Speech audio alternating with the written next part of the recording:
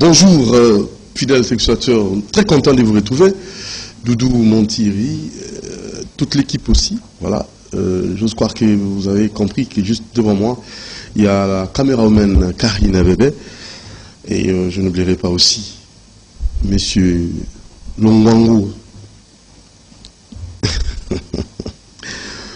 C'est héritier Toubilandou et Monsieur Longwango Olivier. Ce sont les deux noms qui me compliquent. Hein?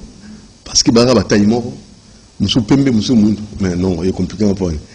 Juste pour un peu vous amuser. Merci à Moron Djambé qui réalise cette émission. Merci aussi à notre très cher Marc Romé-Makonda, web, programmation. Merci à Alain Kabongo à la coordination. Et je n'oublierai pas Bruno Nzinga, Kifoudie, merci, Fiston Atunga, voilà, Géry Amboka, web, hein? Encore, et exploitation aussi, voilà. Donc, toute l'équipe au grand complet pour vous servir. Merci à Dieu qui nous a protégés. Merci à notre promoteur Jean-Pierre Bagombo. Merci à notre cordon Raphaël Kibuka pour cette restauration, pour ces plateaux. Notre invité qui est là, Maître Loulou. Maître Loulou, bonjour. Bonjour Ndeko. Merci. Bonjour aussi à téléspectateurs. Bonjour à téléspectateurs. Oui, il faut félicitations au studio Asika et aussi dans le cadre Asika. Vraiment, félicitations et pas promoteur. Jean-Pierre Bemba. Vraiment, merci beaucoup. Na Oyo Sali et puis aussi na ba équipe vous allez ensemble. Raphaël Kibuka, le coordinateur. Raphaël Kibuka, en tout cas, merci beaucoup. Ah ouais, vraiment, Poto Nakil. Poto Nakil. Ah, Poto Nakil. Mais il faut ma veste, hein, pour. Il y a un autre. Chez nous, la pomme au roi. Chambre forte, Nakil. Poto Nakil, hiver Nakil. Maître Loulou. Ouais. Nous avons un sujet du jour. Tout le monde a fait pour avoir déjà la festivité en Goyo, Noël, bonne année, comportement à bateau, et surtout, les parents, bana, parce que là, et comme on un peu stressé, comme inquiétude, tout le monde veut fêter, même les voleurs. Hein? Même les voleurs, ça veut dire quoi? Et là, dans un gars, il a fêté. Quel comportement devons-nous adopter dans eux? Et qu'est-ce qui est prioritaire? Qu'est-ce qui est primordial dans eux? Qu'est-ce que nous devons faire dans eux?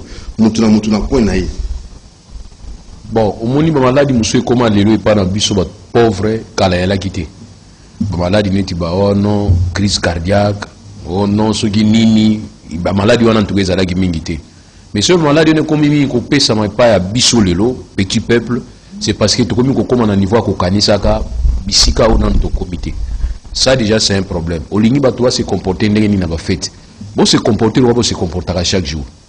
Et on a l'inga dans l'église mona autant que comporter bango pour na bango ba fête ça la raté. Église wana baliaka na bango bangombe te baliaka ga o bango baliaka wana. Donc ça dit pour na bango ngombe musuniza mbika.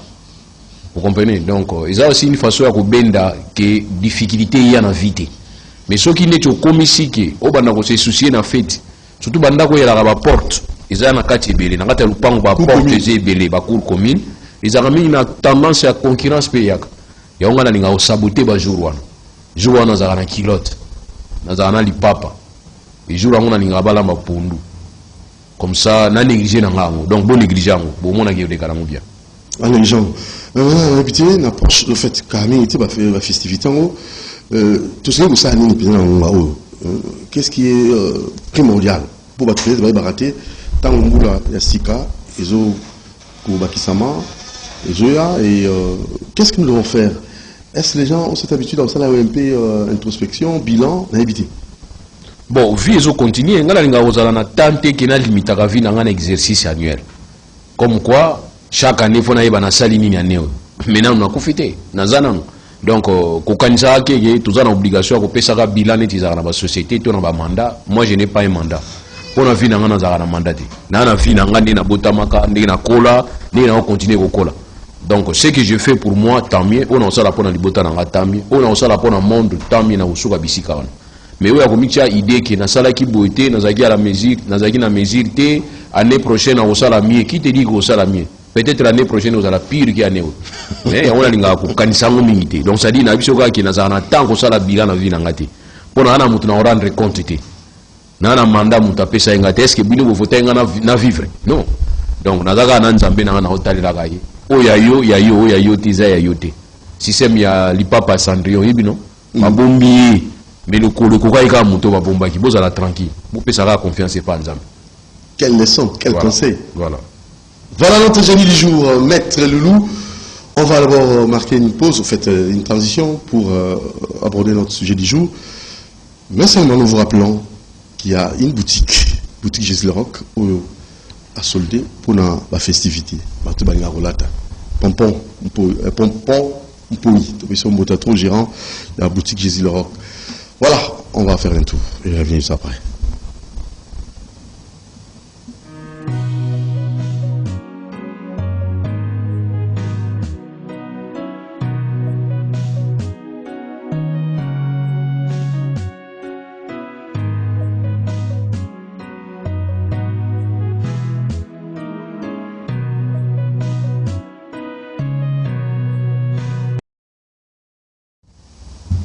Voilà, Maître Loulou, toujours c'était dans les Camboya réforme, dans le niveau de la justice, l'habilité, appareil judiciaire. Vous, en tant qu'expert à la matière, vous avez consultant à Bissau, je me dis, jour, tu as mis l'eau. Quelles sont les réformes où vous avez vraiment prioritaires pour la justice à Bissau et quoi que vous avez maintenant, justice moko équitable, aux autres, sans parti pris, aux autres permettre à ce que bateau, bas vraiment apaisement sur tout le plan. Bon, moi la kanisa qui n'est pas dans la tenter que l'on va tout bon ça va texte na biso. Or ba texte mala moi déjà. Mais qu'est-ce que nous devons faire seulement? Quoi adapter ba texte na biso par rapport à la réalité où tout ça na ngolelo. So tu adapter en par rapport à la réalité tout ça na ngolelo permettre biso to banda ko vivre vraie justice ou justice ndenge bande ko na biso MNC balobaka. La justice élève une nation. Donc, pour tout comme à niveau qui est élevé nation, il faut d'abord tout le texte na biso, tout contextualiser, tout comme ça on a contexte à l'îlot. Parce que la loi est belle tout ça dans le monde na biso, la loi to hérité et pas ba colonisateur na biso. Et bango ba colonisateur lelo ba comment modifier ko réformer ango. Mais biso nous tigali ga na kati ba logique wana ya kala. Donc tout bana hôtel d'abord texte na biso, na lobité des amabe. Eza bien mais à un certain moment il y a problème applicabilité. Il y a des textes, il y a un dépôt, il y a un problème. Et au-delà de tout ça, il y a un problème de confiance entre les bateaux et l'élite censée exécuter justice. Au moment où entre les populations, les bateaux ont confiance et ils ont rajouté. Il y a un mandat de comparution. Il y a un parquet à RDC. Il y a un parquet à Rwanda, un parquet à Burundi, il y a un parquet à RDC. Au moment où il y a un poste à Kende. Il y a un poste à Kende. Pour il y a un présumé coupable. Or, tu as dit que présomption d'innocence est allée. Donc, tu as déjà des renseignants. Parce que nous avons vu dans le Congo des renseignants, des témoins, des candidats, des foutus à amende. Des comme témoins, nous avons qui passent au PCC, le monde va tourner à l'État. Donc, c'est comme si c'est pas là témoigner. Nous avons témoigner. Or, des fois, quand on témoigner, ils ont exposé la sanction. Donc, tout ça, c'est un problème. Donc, ça dit, réforme est ça. Pour contextualiser le texte. Le texte n'a pas kala, tout comme ça, le texte à Sika. Ils ont un problème. Encore que le texte à Kala pèse à ma bête. Mais tout comme ça, on a une harmonie. N'a pas tant, on a besoin de aller. Au moins, exemple, il est sur le viol. Viol, Kala, ils ont réglementé. Suite à l'atrocité, ils ont est, au moins, on a violé moi si. Ils ont violé moi si. Au lieu de moi si à vivre parce qu'on violé, mais on violé aussi, au beau milieu des sous. Donc, c'est que l'obé aux assuns ont violé. Nous avons fait vivre pour lobby comme yo violé la gaga ou on violé sous pour la deuxième fois. Mais on violé aussi si au boumi. Bazo soit ba instrument bazo ko tane pas ba organe ya basi. Tout ça est pour ça que les législateur a renforcer viol. Donc au moni que kala viol, ils ala qui kaka pénétration, il y a organe mobali na kati ya mwasi. Mais lelo ba définir viol autrement. Viol ya li elo ko nyonso yo ko simba. Même si on simbi stylo, au coach on n'a même dans l'ito ya moi si. Ce que ça na consentement n'a été ils a viol.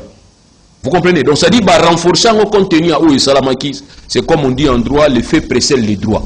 Donc où Salamaki est poussé le législateur à Sanini à réformer pour sanctionner bien. Mais qu'est-ce qui est encore regrettable? Au moment où il y a une praticabilité, c'est-à-dire na ko salela ka ba loi ndenge ba loi ezali prévu par législateur, moto azali appelé à ko sanctionner azo sala malamuti. Ba lobi bouye pour na viol, amende des athées. Liberté provisoire des athées. So ba kangyo pour na ka viol. Amende des athées, liberté provisoire des athées. Ah bon? Oui. Mais les lois ils appliquent l'application de ça, amende mon pésament. Négocier au niveau à parquet au niveau à police. Et moi on peut écouter la caisse à l'état. Sans l'ignorance, monsieur ignorant. Non, loi est ça. Il est censé ignorer la loi. C'est-à-dire, ceux qui bâtissent la loi, aux alamutamaïs, aux alamutazo, aux a obligé. Loi on a fait bango. Donc loi yango on a ba pekisi que yo OPJ, yo inspecteur judiciaire, yo magistrat, on dima négociation et salama pour violer salami. Balobi pona o wana négociation ezati. Ezaga na sanction. Donc c'est-à-dire on doit seulement sanctionner. Mais au moment n'est pas na biso ezande ngonate. Et encore que au moment que bato bazali ko funda bango, bato wana bazali ko bénéficier de la vraie justice te poani. Je te donne un cas. Bakangi 10 personnes. OK? Il y a eu un viol. J'ai pas dit il y a 10 viols. Il y a eu un viol dans kati appartement. Bakangi 10 personnes bazaki na kati pour na raison d'enquête. Pour na kani, pour na cas ya viol. Mais tabaki na bango ko sambisa bango, au lieu que ba définir na kati ya les 10 moko ya viola ki azanani, toi na ba matoste. Toi na ba moyen te. Mais or na poto, c'est un faux problème. Et pas na biso, ils ont toujours problème. Donc ça dit nous sur le na réforme à justice, to kanisa pour créer confiance entre ba justiciable na ba wazali ba justicieux. OK? Et en plus quelque part, to tchapa matos eux permettre biso to aider ba juge. Pour ba juge ba ko vrai droit. Est-ce que vous comprenez? Ba ko aider ba matos. Na net na ba poto ni ba États-Unis ba France. Ceux qui na bi kawana ki na kati appartement, il y a eu un viol sur une femme. Mais na viol wana sur une femme bakangi 10 personnes na kati appartement. Si on nani a violé, je te dis que 10 personnes ba en prison on a RDC. OK. 10 personnes ba en prison na ata RDC. Mais na poto mutu moko nda otika na prison. Pour nini? Ba ko sala ba test ADN rapidement. Sur les 10, batala ADN ni neza na nzoto wa mwasi wana. Parce que na poto kuna to sali viol 3 mois, ba ko découvrir que ADN na yo zalaki na nzoto wa mwasi. Na poto atabo tutali ya nzoto boyi. Na tucho na nzoto na bilamba, ba ko tala ba zui ba landeli. Oh, kuna police scientifique ezali. Ya te lokola biro police scientifique boyi kana ba linette bo tali boleki. Linette? Ba ya na ba linette. Ah non. Mais je te dis, ba ya ndenge wana te. Ba ya na ba caisse moko amini lo ezana katite. Ba ya ka bateur. Toto ça même to pesa valeur na. Kosto sa te na zolo ba o isala makana terrain. Ba ya nani? Ba malette moko amini ba yiba ni ko tala pe ba zongi. Nana violé moi ça a violé oui. Qui a violé ba yibiti. Mais na pototé. C'est comme je viens de dire que 10 personnes, bakangi bino pour la raison d'enquête pour un viol sur une femme et que viol une femme en pas zawana. Attends que moi ça koufi, ba kozo ba aden ba comparer no bino, 9 bazongi ndako. Moko on la coupable atikali. Et on a dit que tout meka ko réformer justice c'est bien. Tout recréer confiance entre deux parties, c'est-à-dire entre justiciable et justicier, ko recréer confiance que ceux qui magistrat bengi ko bangati kindi. Mais à condition que bino tant besoin benga batu ba ngisaka batu te. Est-ce que population zo quoi en justice na biso? Il faut recréer confiance. Pour la réformer, il faut recréer confiance. Il faut recréer confiance. Si tu recréer confiance, c'est tout ça rien. Parce que le texte a dit tout ça. Application est. Est-ce que tu peux comprendre que mutu tine mutu mandat de comparution, mutu na yeye moko. Mais tant où il y a yeye moko au kangi, oui c'est qu'on a confiance na yote. Ah, yeye moko. On a confiance na yote mais yeye moko. Et puis ba garantie ezali que mutu okimate. Mais au lieu de la garantie wana te. Et puis finalement au senga kaka au sengi caution. Bon si caution de temps yo joue on de pêcher garantie mutu na ozonga. Il y a un moment dans la pratique, ce mutu azala qui n'a mis aux arrêts provisoires, MAP, et qui a bénéficié de la liberté provisoire, mais il va zonga raté. Autant mutu tout la mousia zaza ya soutien tika kongo kala. Wa comment na ki sangani na sekuna fana na. Mais entre-temps, je suis c'est tambola qui te poani parce que tu as une idée kaka ya kosa le loko ingo sepelisa biso et o eko tamusa justice te to recréer confiance kobanga ezala se pointer. Mais pour comme on a niveau, moi j'ai toujours demandé par un chef à office. Moi je connais un chef à office, ayaka tongo, avant qu'on ait un bureau, il y a un côté de migo qui vérifier. Et puis à Kindara Moutoua Souka na magistrat. Donc ça dit ce qui y a bimi à pêcher mon Congo. Amigo et Kangami, Moutoua Kota Soukou Nate. Et il est responsable, il dit combien, so bengi même na Boutoua Lali, monsieur le procureur, il y a combien de détenus? Alors il y a 15. Bon, il y a compté pe na Kati Baza 15. Mais chez nous ici, ça ne se passe pas comme ça. Bah, au Kangama, Moutoua Koti Moutoua Kacho, benga numéro à magistrat, ou à Kinoti na Mandawa na Aza au Kangama. Numéro à téléphone au Kangama. Ou qui n'est pas nani chef d'office, ça, ok. Les collègues là, mis à cet état-là, c'est lui qui va nous dire ce qui se passe. Donc, ça dit, Boutier Moutouna Kacho, Bouyibidi. Or, période Moko Zalaki, ministre Moko ya justice, ça commence à contrôle là-bas, Migo. Ça va contrôle là dossier. Et pour ça qu'il travaille. Donc, quelque part aussi, politique, il faut bouger. Soit politique est bougé, on a sait qu'on a il y a aussi injustement. Statistiques et PCB sont en prison, à la Basali, au moins 80%, il y a prévenu provisoirement. Mais l'État a dit ça. Alors, bon, ça veut au pléthore, dans le niveau de la prison. Mais il faut poser la question, parce que dans la prison, on suppose qu'il y a des condamnés. Bah, on va purger la peine. Mais dans la prison, on va belé, alors, c'est pas normal. Et dans tout ça, tous ces bateaux-là, il faut les savoir. Il y a une chose à cause de ma prison. Oh, après, nous avons pembe. Qui tôt comme un cas, ça fait une époque, il y a un ofélé. Alors là, l'ofélé, qu'on a couru pe katana. Tu vois, qu'on a couru katana. Comme il y a un patron, chef de prison. Voilà. Chef de prison. Gouverneur. Gouverneur prison. Alors, il y a qu'il faut tout possible, le dossier, au lieu de blocage, et ça l'a dégagé. En France, dans la Nagui, que année au fin d'année, ça va renforcer les magistrats pour que le dossier ne soit qualité, là-bas vidé. Donc il faut vider tous ces dossiers, comme ça, on a besoin de la liberté, on va bénéficier de la liberté parce que les faits sont bénins. Abimi, on soit fanda kuna de la condamnation, mais aza provisoirement kuna c'est à pire peine, bobimi ça y est. Mais Boutoumoussou Azali a Ibaki, phase à la condamnation peut-être même il y a 6 mois.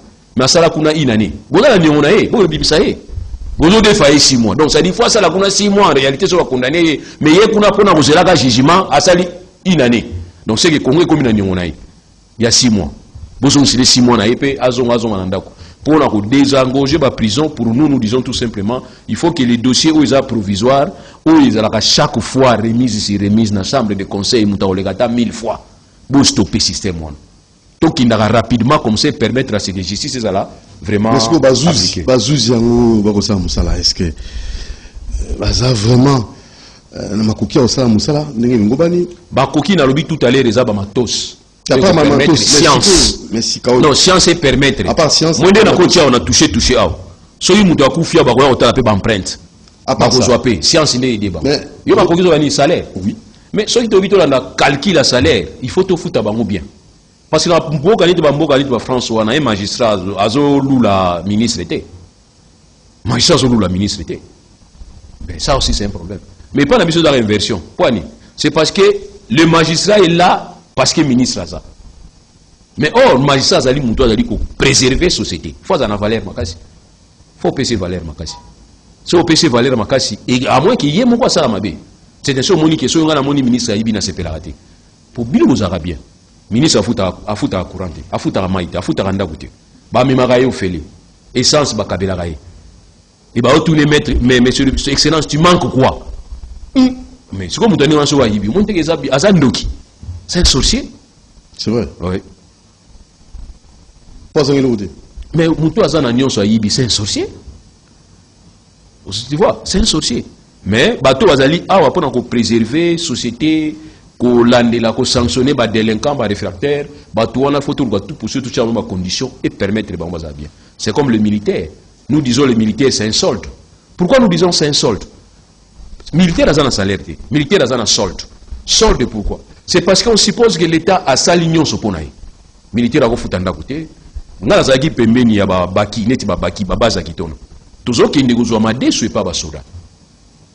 Basoda chaque vendredi va payer sa dotation. Biso to nous ba boîte à sardines, ba boîte à conserve, toujours nous ont.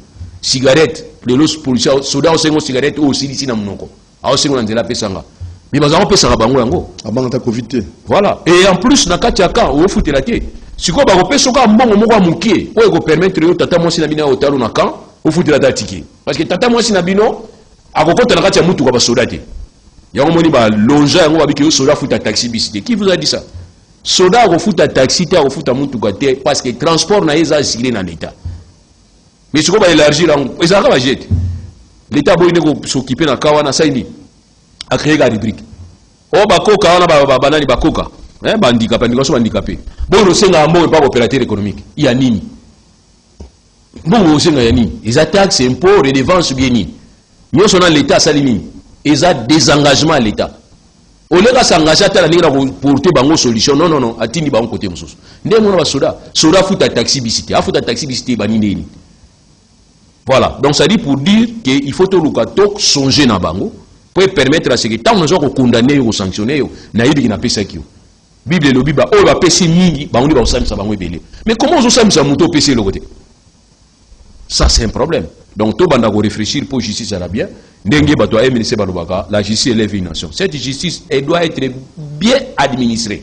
Ce qui justice est mal administrée, vous pouvez crier état de droit. Mais ça vous gagne rien. C'est l'application. C'est l'application. Pour droit état de droit. L'applicabilité, il faut y aller. Il y a des gens qui sont là dans le niveau de prison à Kalabaza parce que le dossier est athée. Basambi ça a été. Qu'est-ce qui manque Basambi ça a été? Rien. Ce n'est pas le moment qui manque. Voilà. Donc il y a des choses où il faut tout ça là. Avant que tout ça la réforme à justice, il faut d'abord recréer confiance. Ceux qui confiance sont les zongi et vous allez quitter au Makassi. Maintenant, nous revenons à la fin déjà en tant que notre consultant en matière juridique. On a invité, si vous profiter, parce que la semaine, vous faites arrêter, vous pouvez ça bilanter, vous avez c'est bien, c'est parce que vous avez levé déjà Noël le 25 pour ceux qui fêtent Noël. Invité, vous avez l'occasion de présenter vos vœux. Ils ont souhaité, mais ils ont souhaité bonne santé na batunyoso. Sinon, mutu aza na maladie à urbanine, yo souhaité nga bonne santé, mais na zobela nga biwana za volonté nzambi za suya ngate. Mais au baba nzambi anasika mamba miracle koya en année de bénédiction. Année de prospérité. Nazara hypocrite. Oui, ya lobi nzambi abatela biso. Soki yo yi. Kanaki année ko kisango. Nyoso yo la biso to komisa nzambi. Voilà. Donc, oya malamu ko ya to komisa nzambi na mabepe. Kongolo lingo komisa nzambi na mabe yeli yote pwani. Komisa pe nzambi na makambo yeli. Peut-être à préserver autrement. OK? Voilà, ya on a dit que nzambi merci na oyo so pesinga. Na osengo le kote na neti nzemo mona yo kate na mituni nza na tuna nzambi le koni. Ana kama otuna nzambi te na biseka merci. Oh. Ouais. Otuna nzambi te. Na otuni ni. Iba sam sangete c'est vrai. Nini boye. On a nini boye. Non, j'ai pas nini boye. Voilà. Na bombo inanga. Te na otuna iba question. Minyoke uti wapi. Na otuna te na biseka nzambi. Ozange uti wapi. Et puis bien so ebisi merci et dérange gaé. Ah, non. A combien d'années on a eu? Pas si moko yeli obi ke nzambi merci. Il faut déjà fêter comme si son vie. Oui. C'est ce qui fait la différence entre ceux qui ont l'argent et ceux qui n'en ont pas. Mais ceux qui ont Christ au bazar nzambi. Izani, mutwana sekarane kaka. Afetara déjà. Afetarane chaque jour. Siko yoza la balade belé au regretta bala rezo bunga. To regretta bala rezo kotate. Mais yé wana, c'est comme si n'invité assurance ça rezo ayuta wapi. J'ai un docteur un ami qui me dit que namuni batu kokufa. Mais namuni deux catégories batu kokufa. Batu bazar nzambe, na batu bazar nzambe te. Mutu bazar nzambe te azokufa, mutu bazar nzamba azokufa zo seka. En paix. Mais mutu bazar nzambe te azana mutu azo regretta. Là nga mekaskele nango. Tamula nango.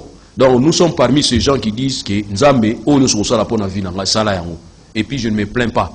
Et je n'ai pas l'habitude de se plaindre pas à Batou. Vous ne me verrez jamais. Et nous sommes se plaindre, nous sommes nous yewana. Au monte à zéro, on va degré à Bataka, c'est des taillots. Bon nous a bien, bon nous a insisté beaucoup. Alors nous avons tout dans ce qui va qui c'est boire qui wana ici. Alors yo faut essayer là bien, il y a un moment de ça automatiquement. Non franchement. Voilà.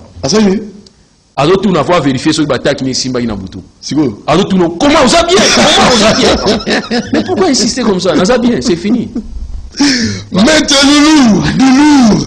À la prochaine occasion. Merci beaucoup. Ça c'est très bien. Merci. Alors, transition pour recevoir notre génie du jour. Ciao. Merci. Merci.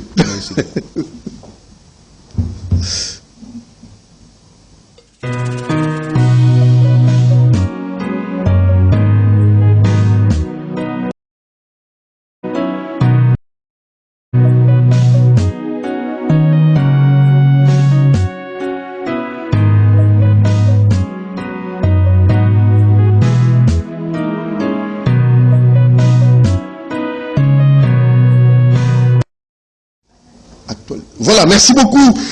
C'était rapide, hein? Merci. Vous comprenez, là nous recevons notre génie. On va parler d'actualité avec lui. L'actualité. Il est là, Maître Richard. Je vais mettre, hein? Maître Richard. Hein? Sentez-vous bien? Oui. Bonjour. Bonjour, bonjour, Nabla Congolais. Et bonjour, courage qui n'a pas vraiment.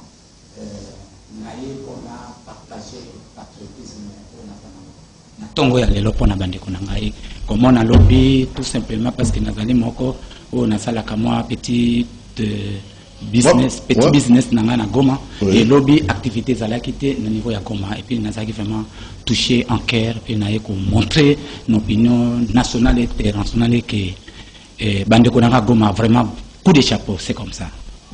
Oh. Comment ça? Coup de chapeau, c'est comme ça. Ni non comme ça. Non.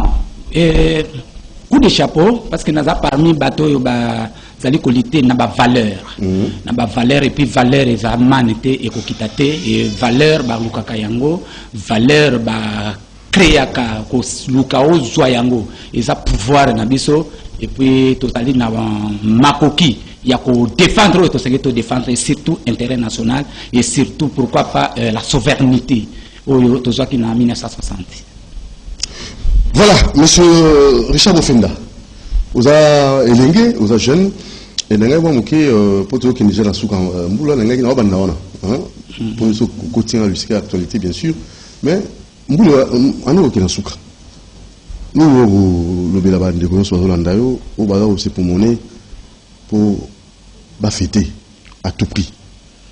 Bon, oui, ndeko Doudou, na sepela ki mingi na émission na ndeko. Si na ba banque, ba tout plein.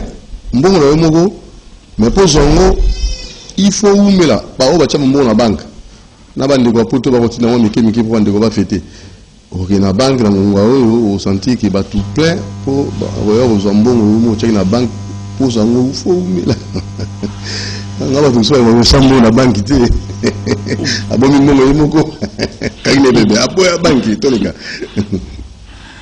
Oui, ndeko Doudou, na zoli qui a été fait, ezali, bateau bafetaka, mais na bateau bazana pasi na mikakatano, oyo point mususu ya mboka bazolela, bazo déclarer ba intérêt, o ezali purement national, et nga nako komona esika te ngai mwana Congo. Oh, na koko na episo ke lobby na lalité parce que bandeko na nga lobby ba mususu ba kufi ba mususu ba zui masase ba mususu na Goma parce que ba boyi totozonga na Goma totozonga wana alors bonne fête na ko au moins télévision tout ça peut couper sa malté ya tout ça peut conscientiser oui tout ça peut informer au moins yo zo mona facile et là bateau ba ça la dans mutu asala kati attends le côté mais il faut fêter à tout prix. Quand je vous dis ça, c'est que oui,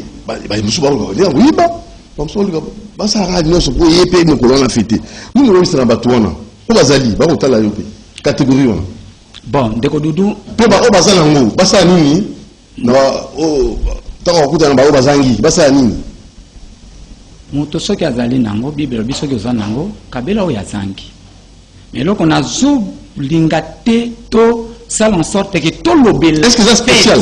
Tout l'obéla fête, na tout l'obéla fête, ça c'est moto mususu akozwa biso alobi ah donc fête ezali po yobi ndenge biso to organisaka ba fête. Na biso na mona ngai moko po nazali moto azali na ba petit marché, naza tout ça na yebi ndenge ni social na biso ezotambola. Très bien. Mokolo kaka oyo monaki ya confinement. Na biso bato bateki télévision na yo po abomba mbongo ya confinement. De tozwaka makambo mususu na sens mususu iko ça le code détruit même lobby na yo. Or que lobby na yo, lobby à génération na yo, lobby à bana na ngai ndenge nazali na bango lelo, ça commence aujourd'hui. Ou bien déjà na sina préparaki. Très bien. Alors tant on a détruire, mbongo na ko kolia yango inane na mukolo moko, tout un problème. Très bien. Bon na jolinga te ko lobby la fête parce que c'est ça conseil, personnalité. Na ezali mingi okomona muto mususu baluka kawa janvier au décembre à $100. Il n'a qu'à $100 na yo anande abike la kana yango. Ako détruire $100 en janvier abana 100 €. Et si je crains fort, na lingite okende na banque, kobimisaka ke loko yo bomba ki pona kaka, fait ça va passer. Des fois mbule ko beta pe, tout ça le loko ti. Mbule makasi. Mbule ko beta makasi ko beta. To toujours mingi conscience que biso ba congolais, toujours mona na mutu kana mingi te nazo kokisa 40 ans. Objectif nanga na yaki na mokili kaka oui na boti. Na boti bana nanga na kotikela bango nini. Est-ce qu'il faut que nous sommes à $10? L'objet que comme les lots de tous abos, c'est comme déjà $25. Bah, il y a combien? Soso on le que sommes à 7 000, comme dire 7 000. Donc comme à ce soit 10 000 parce que bonne année. On ça pour détruire l'économie na yo lobby au collège la nani, au collège la président, au collège la banane non. Les alliés malamonté, tous là intérêt ya bato mususu o itoko biso toko bimisa na mokili. Ba na biso pe ba koko na biso. Tokotala yango na nzela ya économie. Moto il faut à la erne économe. Et ce n'est pas facile. Yango to lobaka sata na lingaka muta économie c'était. Mais biso moko distraction za makazi. Distraction za makazi parce que banda tongo ti héros moto éviter na créer nini. Mais moto zo penser que en tout cas le 25 il faut na que de boye na que de boye. Shawarma ya pamba bazo escroquer yo congolais. Mandeni. Oh, mais congolais soit ya shawarma on a faim. Mais oui ba kabilo ko batila kabiso te. To raisonner bien bon moto malam. Pourquoi on a passé le lot qui n'a l'alité? Comment wana? Donc faites et paniquer yote, comptez dans oyozali na yango et lo konde ko apesi awa. Maître ah pasteur. On a vu comme. Ah OK, maître nous. Na lobi comme pasteur parce que moto il faut compter na oyo osana yango pesa nzambe merci. Moto akoko za na mbongo masana kimiate donc akoki na nyoso te. Donc ça la complexité na mbongo na ni non. Mais pour bana maman. On a bana. On a bana. Bana pression. Bana ezali loko biso nyonso tokolaki ngai nazalaki kolinga kosala mama babantir façon belanga deux fois. C'est-à-dire soka sombelingi lamba oh na lingité. Ya zongi sezate o tikana no wana kezo ya malam. Donc ezalaka bongo mais ko pesa bango ba conseil. Mingi za morale lelo bana baza facile na ko manye bango. Vraiment Nathalie penda mwana ngai azana 4 ans. Mais ce que je conseille, je m'étonne. Donc, tout ça, l'évolution, tout simplement, toi, exploiter mon ending, mon que ça positif. Donc, bana boki tisamitema, ils allaient loko bandi les lotés, bandakala, le 25 qui Noël, les abato mususu bandi makapete, les alliés naissance à Jésus, parce que na Bible, Jésus a zemina, ils allaient qui na 6e mois. Donc, automatiquement, Jésus a botama prématurité. On a ngana makate, mais na catholique, batangi sangai, les alliés naissance à Jésus. Donc, bref. Très bien. Alors, merci beaucoup. Je pense que rappeur Mongambi, Otoyambaye, dimanche, on va inaugurer plateau. Donc, il y a Talika plateau, habite non, Doudou Montiri, non, Raphaël Kibouka, le cordon, non, le promoteur Jean-Pierre Bembagombo, non. Invitez-moi au Benganga plateau, habille-moi, à quitter. Dimanche, à 13h30, Toyamba, Abbé rappeur Mongambi, l'unique sango, la musique, Nzambe, mais na rap. Donc, le dimanche est tombé journée. Alors, dimanche, c'est le 26, hein? Ah, heureusement. Très bien. Donc, c'est dimanche à 13h, na Kozana Abbé rappeur Mongambi, on a plateau pour une émission Vérité des stars. Alors, donc, si vous avez préoccupé, vous avez est, vous avez retrouvé ça. Il y a Goma, vous avez retrouvé ça. Et tout ici, et la proposition européenne. Bien que vous ayez technique à guerre, papa. Ils sont bons. Technicité, on a bien monté. Si vous avez européenne, la proposition, vous avez cela. Vous avez cela. Vous avez cela. Oui, de Godoudou. Naza soldaté, naza civil, voilà. Automatiquement pour naza ko étudiant parce que naza ki pe mabakute libaku ya kotanga na bomwana na ngaite c'est ma ko botande na tangaki mais tozo tanga droit public international en tant que voilà tel voilà donc interne pardon na longoli muke naza sala interne parce que na ko kende ko sala international te tango na yebi nano interne sala interne je parce que ndingi wana nazo contribuer comme congolais. Très bien. Ndeko Doudou, ce qui est vrai, o ezali malam, ce qui n'a pas malam, te o yambaka ba juriste awa, bazali mieux placé, nasa nano étudiant. Mais na koyebisa yo droit public interne, ezali organisation ya l'État. Donc, nazali ko prêter attention mingi pana ba frères congolais, o bazali ba yaya ba ninga pe baleki. pouvoir ou l'état azali na biteni ou bien ba élément misat dominé. L'état ndenge toyokaka l'état bandeko na ngai bazwi chance ya kotanga te l'état ezali pouvoir eza bokonzi oyo bato bandimi na mokili mobimba oyo azali l'état azali makasi l'état azali lokola nzambe na se l'état alelaka te l'état alalaka te pe l'état wana na kokata na mbangu na lingaka eteni oyo babengi yango population ezali facteur ya yambo to ya mibale na ezo composer l'état ya mibale tozali na territoire non territoire ezali mabele oyo nzambe apesa biso et puis ndimama na baninga mususu. Je pense que tozwaki territoire na biso, je pense na 1885 na Berlin peut-être tango bazo kabola Congo tozwaki 2800 et quelques kilomètres.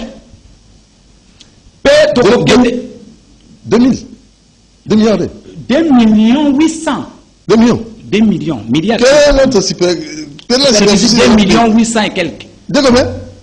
Millions, pas mille, mais millions. 2 millions 800 quelque chose. Tous les gars. To zali na makoki ya kobattre la frontière na biso. To katani na bato biteni 9. Et l'état po bandi mayo l'état battre la frontière. Nanzela ya nini? À travers ministère P était no ebateli l'état babenga kaye défense nationale. Basoda na biso mona kawana FARDC libende ya makasi nde akobatela l'état. Ba frontière na biso. To koti na ndenge ya kati ya Congo na frontière totiki to koti na kati ndenge to vandinga na yoawa. Il faut l'état à surveiller biso awa ndenge tozali na yoawa. Parce que nako kosala pe ba bi de confiance ba bi de droit yo poko ko simba mwana moto ngo betie likofi l'état azali faka na yo na nzela ya police nationale. Alors ngai natali lelo na ebite bambula na ngeza na muke musu yo kokoloba na mona police nationale ya mboka moko ekota ko sécuriser moto. Parce que mosala ya police to mona kateni wana bleu ezali ko batela moto pe na biloko na yi. Mosala ya FARDC ezali ko batela frontière na biso. Toza l'état congolais, toza ntana ragate. Ou ils ont contrôlé surface aérienne. Ou ils ont territoire congolaise. Territoire congolais, niveau aérien. Exacté. Na ebisio Angola ko lekisa avion na yawa eleki awa to yebite. Batamboka eza mboka monene. Bon, c'est un grand pays la RDC. Na ngai na ebisio mais toza na radar ya qualité exacté. O ekoko sala ke e contrôler likolo avion enyata parti na bisote. Ah non. Le beza avion fantôme comment? Bon, na ebisio na ebisio boy. Kayembe, likamoli solo Kayembe balongola ka borne wana. L'état congolais monaka ngo. Mboka nayo tika bokasha mboka nayo kubimisa ngo na koki ko bimisa ngo te mena zolo bayango pona nini bango moko ba bimisi accord lobby ezalaki bato agoma basiliki parce que l'état congolais te gouvernement te président de la république asali accord ça m'engage moi Richard oyoka ki Richard na yoka ki yango et comme la ki biso na ba université ce sont des TPO biso to travaillaki s'il vous plaît c'est de l'autre 3 mois déclaration et salamaki pour na ba Sabino était ils ont le kuta police policier boko rwandais azakunate la police rwandaise ezali processus bazoya basali babololete soki bokoti ngai na yebisi yo likambo tolobi lelo te na lobi boy oza moto na télévision nalandaki soma lobi journée mo oza ko déclaration epesamaki na bao bako kamba bazokamba balobi ya biso portion alita wana police rwandaise et koti kunate ata moko azali kunate mais akolo ezali bazolinga bakota mais eloko moko salamité et salamité mais il faut ce qui va loba qui lobi bato bakufaki parce que zeloko ese yokani pendant même 3 mois bakoro ane kuteli kiso bakota même bakotité qui une émission ngana yo mukolo moko na lobaki même bakotité eloko te président na pouvoir ko sala accord te ngai na lobaki émission moko tozaki na yo c'est gouvernement nde négocier accord et puis gouvernement pas que nous négocier accord il faut la pouvoir o yaza nango parce que droit international est éliminé na accord de force tant yo zali na noyau on a pété pour ça l'accord on a coupé ça et valeur alors police tout que ça l'accord na Rwanda soit na Uganda na niveau FARDC ok ce qui tout ça transgressé na ennemi mususu mais qu'on soit police et quand na kati ndiko dudu ngai na moni boy na proposer boy ce qui tozali na police lisusu te aux Génie Congo na ça Génie Congo Génie du jour les ambitions Génie Congo ok ce qui to ba monique organe wana police nationale parce que zali secondé na ANR même deuxième bazana kati ce qui moi ezate ba recruter biso ba jeune o tozali na ba université o bazali éthique o bakobate la souveraineté na biso tokende qui a conclu de soit police ya Rwanda yemoko Rwanda azana bato muke biso tozali ebele c'est-à-dire qualité on ga na yebisaka yo ya bato tozana bango te alors mela ko sepela ba kena ba université toza plein bazwa biso tokotika bana na biso pour intérêt ya mboka tokota na police tous batela ndeko na biso congolais pela biloko na ye oya kokende ko sala accord na police rwandaise et ya ko sala nini. En tout cas, eza malamu te ndeko président. Osa président nazali na respect na institution ya mboka.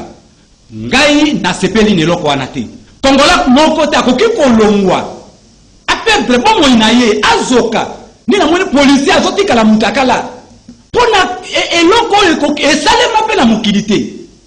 Na fouiller que police que nous battons la police, il y a police population, il y a beaucoup de vraiment sous population et puis tous sous dans l'état tous alliés belé toko tabagène sous police et salité bazo ko kate pona moni na longenda ko nanga yawa pona ko ma na kuti ebele ezala ba roulage ezala banani tous alliés belé o baza ba mamba bazo tambola na ba porte tous alliés bato toko na police que tous la police ya ko batela biso objectif nini pour ministre biso pe contenu ba ye ko sala nini ba ko batela nini ndeko isa bofenda na zongeli yo mona mboka na bisio soko ke kuna na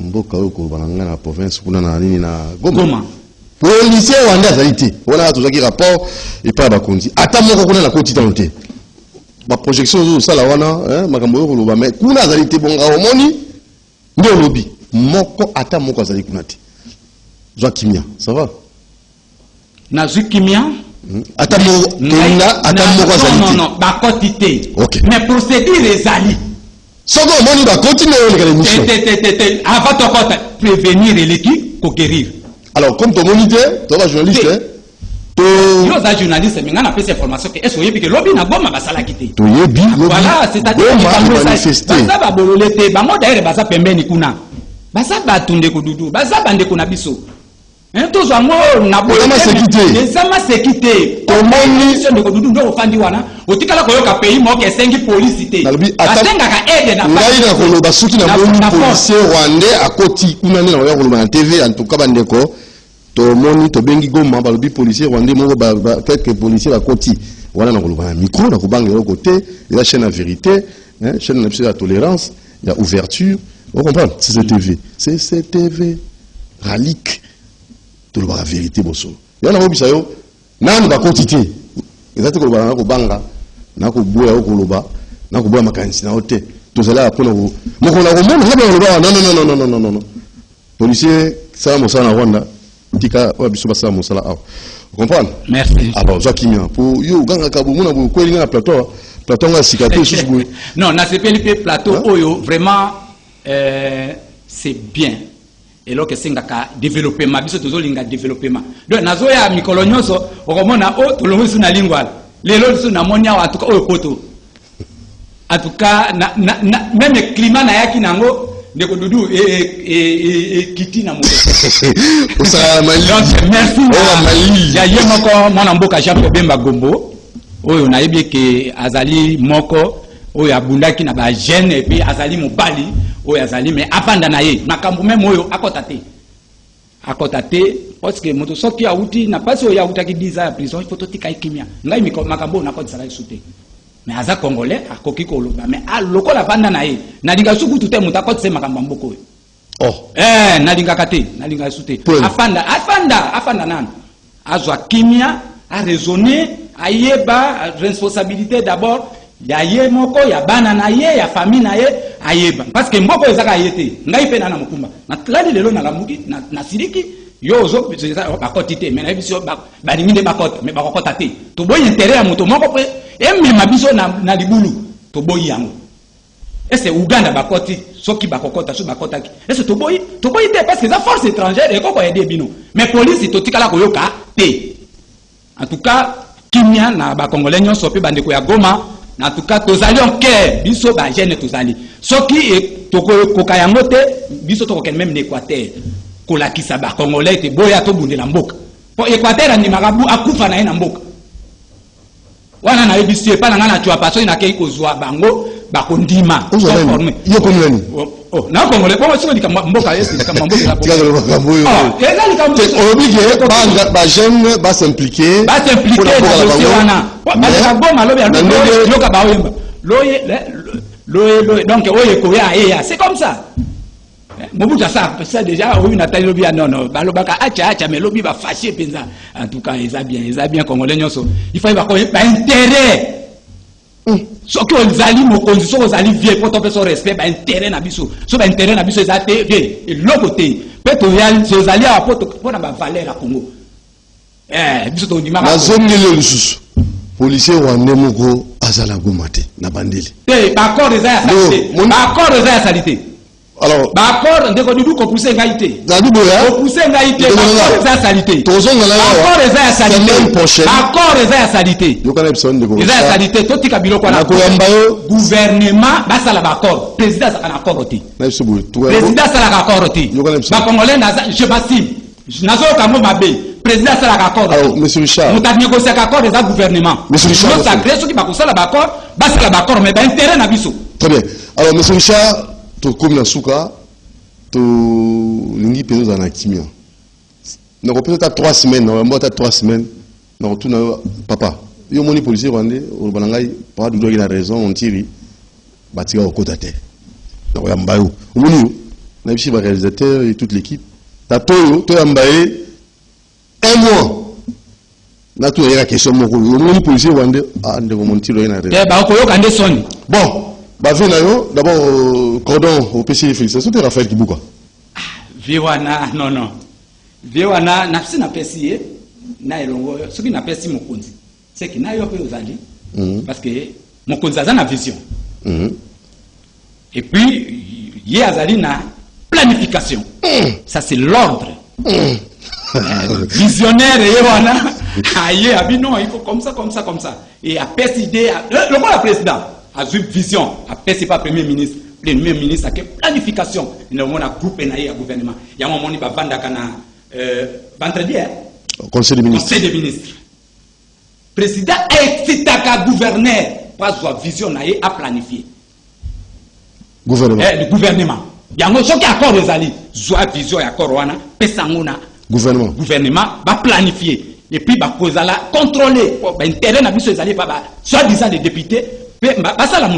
Dis-moi pas parlementaire na biso pas les soi-disant pas parlementaire pas député mais 2023 Doudou Monti la Zoya ça je vous préviens encore 2023 Doudou Monti la Zoya Bourou Sakana merci beaucoup na Richard Bofenda merci encore na monsieur Olivier Longwango merci na madame Karine Bébé merci na Moro Djambé Géria Mboka Lenka Bongo Romain Makonda Bruno Nzinga, des merci Kifu.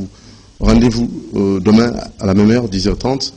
Tolinga Congo, Tolobamala Bruna Congo, Tobundela Congo, Tozamboka Moussouté. So, au salé exil, on est dans la passe. Au foot la parking, au foot la boy, au foot la maille, au foot la chauffage, au foot la belé. Moi, moi, qui m'a l'angoula, et même aussi là. On va ouvrir la poste sur l'amboka. Pati l'amboka, oyo. Bundi l'amboka, oyo.